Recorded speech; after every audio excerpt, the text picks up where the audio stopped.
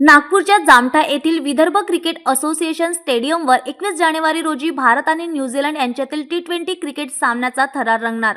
हिरवळीने नटलेलं मैदान आणि झगमगाटाने उजळलेलं स्टेडियम या ऐतिहासिक सामन्यासाठी पूर्णपणे सज्ज झालं आहे।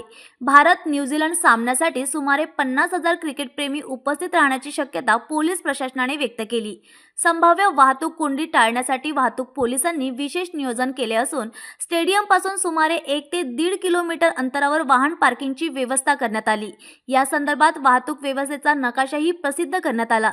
जामठा स्टेडियममध्ये एका वेळी 45,000 प्रेक्षक बसण्याची क्षमता असून उर्वरित सुमारे 5,000 प्रेक्षक स्टेडियमच्या बाहेरील परिसरात उपस्थित राहण्याचा अंदाज आहे। 21 जानेवारी रोजी भारत न्यूझीलंड टी20 सामन्याला सुरुवात होणार असून प्रेक्षकांसाठी दुपारी स्टेडियमची प्रवेशद्वारे खुली केली जाणार आहे। वाहतूक सुरळीत ठेवण्यासाठी आणि गैरसोय टाळण्यासाठी क्रिकेट प्रेमींनी वेळेआधी स्टेडियममध्ये पोहोचावे। जय हिंद। मी लोहित मतानी, पोलीस उपायुक्त वाहतूक नागपूर सिटी।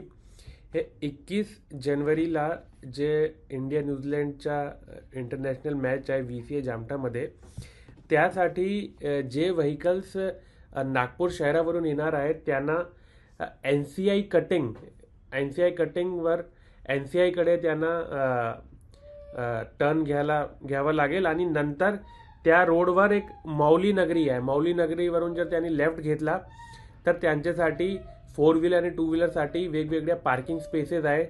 त्यामध्ये D1 पार्किंग आहे जे 4 व्हीलरसाठी आहे, D2, D3, D4, D5 आणि त्याच्या समोर एक बी म्हणून 4 व्हीलर पार्किंग आहे।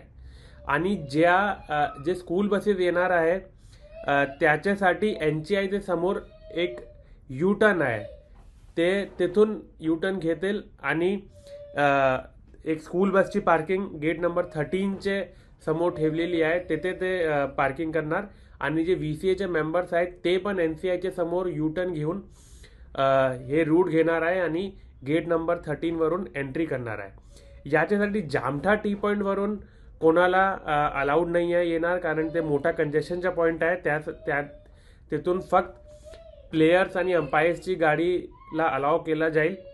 आणि जे लोक जामठा टी पॉईंट क्रॉस करणार आहेत त्यांच्यासाठी एक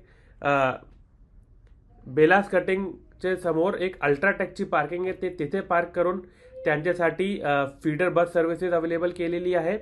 आणि जे लोक वर्धा, बुट्टीबोरी आणि तिथून येणार आहेत त्याच्यासाठी एक ब्रह्मकुमारीची पार्किंग आहे, जे F म्हणून पार्किंग आहे, तिथे ते 4 व्हीलर आणि 2 व्हीलर पार्क करू शकतात। आणि तिथून पण फीडर बस सर्व्हिसेस चालू केलेली आहे। आम्ही सगळ्यांना आवाहन करतो की तुम्ही जे मेट्रो आहे त्याचा जास्तीत जास्त वापर करा, कारण हे जे रूट आहे जे कंजेस्टेड रूट आहे आणि तुमच्यामुळे कंजेशन होणार नाही, त्यासाठी तुम्ही जास्तीत जास्त मेट्रोचा वापर करा, तुमचा पण वेळ वाचणार।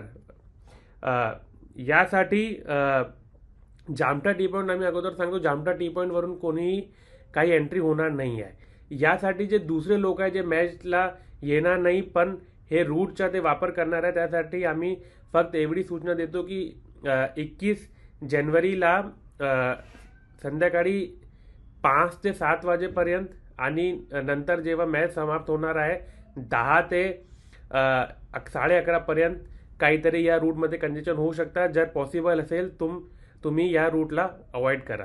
धन्यवाद।